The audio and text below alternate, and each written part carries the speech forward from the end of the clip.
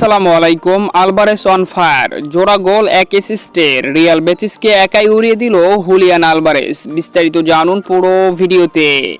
লা লিগার গুরুত্বপূর্ণ ম্যাচে রাতে আতলেটিকো মাদ্রিদ মুখোমুখি হয় রিয়াল বেটিসের বিপক্ষে, যেখানে আলভারেজের জোড়া গোল এক অ্যাসিস্টে বড় জয় পেয়েছে আতলেটিকো মাদ্রিদ।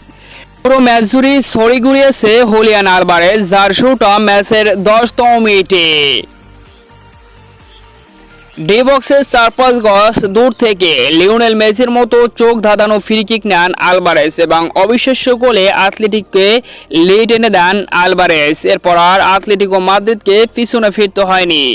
আলভারেজের সেই জাদুঘরী গোল নিয়ে প্রথমার্ধ পার করে, যদি এর আগে বেশ কয়েকবার ডি বক্সের ভিতরে মেসির মতোই কাটিং করে ঢুকে গিয়েছিলেন 4-5 জনকে পরাস্ত করে আলভারেজ, কিন্তু গোলপোস্টে বাধায় সে সময় গোলটি হয়নি আলভারেজের। দ্বিতীয় অর্ধ যেন আরও বিধ্বংসী আতলেটিকো মাদ্রিদ।